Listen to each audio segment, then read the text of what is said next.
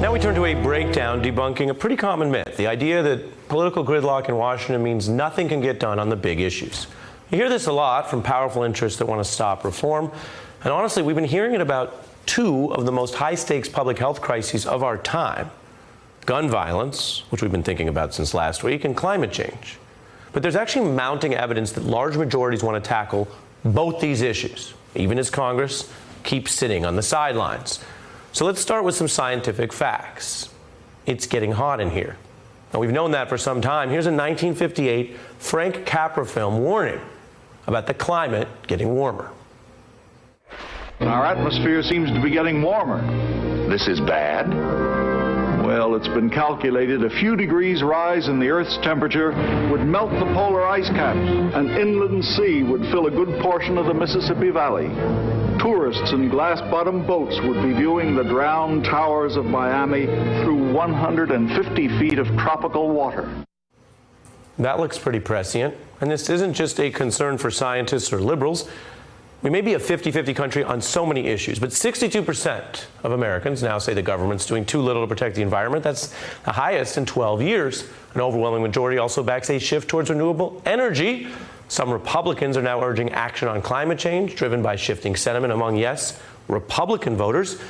And the party's strategists have begun to warn this could be an electoral time bomb.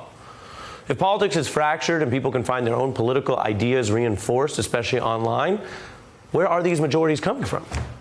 Planet Earth. From the facts and the lived experiences of these mounting heat waves, wildfires, hurricanes, the flooding, the food devastation. There is a parallel here. I'm not saying it's the same, but there's a parallel to the realities of the gun epidemic. It's a hot-button issue that can't just be suppressed with lies or kooky conspiracy theories. Harvey's rains keep coming. The waters keep rising. The city is now facing an unprecedented flood event. It was not flooding nearly to the extent and with the frequency that it does now. The McPherson Bayou has been spilling over and creeping closer to her front door every year. When we have a rain event, we're not getting an inch, we're getting 2 and 3 and 4 inches. This year, many of his soybeans are too soggy to harvest. The temperature is shattering records, reaching 97 degrees Monday. We're seeing homes completely destroyed, completely burnt to the ground. That's reality. That is the reality that some politicians still deny when they try to convince the public, you, that there's nothing wrong at all, nothing's changed, and the people trying to save the earth are the real flat earthers. Global warming alarmists are the equivalent of the flat earthers. They don't like to look at the actual facts and the data. When you say that science is settled and the overwhelming scientific analysis comes to that conclusion, Frank, that is just not correct. I have not seen proven proof that it is entirely man-made. Humans are not responsible for climate change. It's harder to claim that stuff. The climate, the extreme weather, it's all part of our zeitgeist now. People are afraid of this stuff, so afraid it even makes for fictional summer blockbusters. What you're seeing are 2 actual tornadoes striking Los Angeles International Airport. Wait, it looks like they joined and formed one large tornado. Oh my God! Now, we're not there yet. But one House of Congress is using its power to start convening action on the climate issue. We've had 2 hearings, it's really the first in 8 years, on climate change, now that the Democrats are in the majority. Now, it's hard to see this kind of shift as it happens, if there is a shift, but this could be a rare issue where there's some consensus about the problem out there. There's some interest in solutions, and that's partly because the problem, it can't really credibly be denied anymore. And that brings us to the other public health crisis I mentioned, which has been consuming the nation last week, but is really like, this is a reality every week in America. The sad number on your screen, 9,000 people dead from guns just this year. It's an epidemic. Now, we don't know if climate change would coalesce into a supermajority, but we do know that certain gun safety measures already have.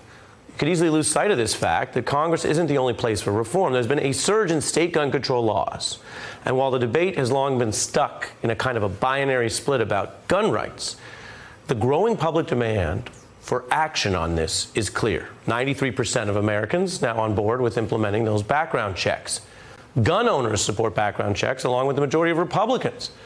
And some of our brightest political minds are stressing that the good part of the gun defense, which is self-defense, saving lives, can apply to this issue. If a gun can save a life, most non-pacifists would agree, well, that's the good part.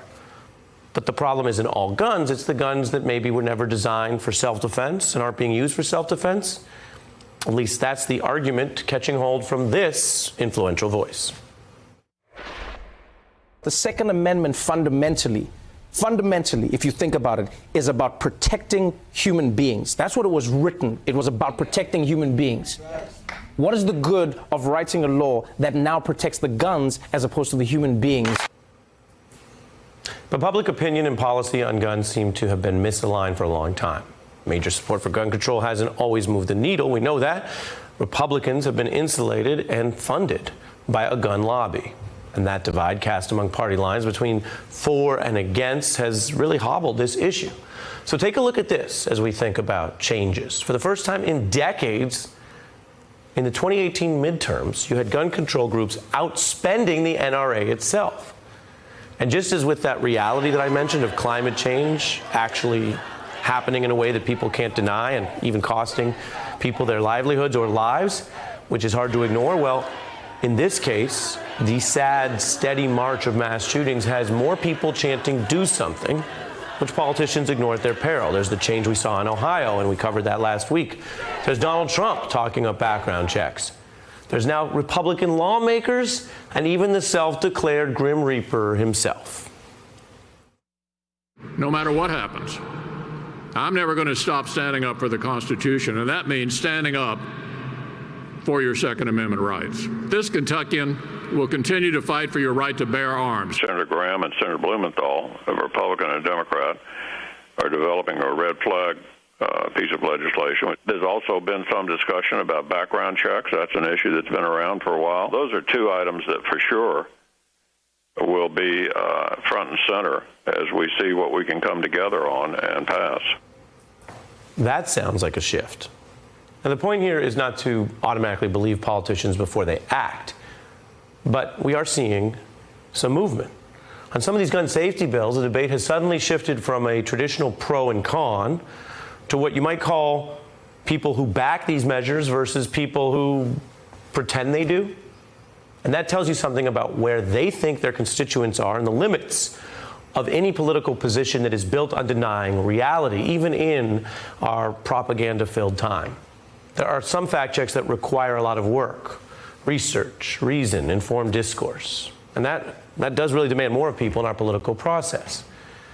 There are other fact checks, though, like seeing that these public health crises are real, which only require you going outside with your eyes open.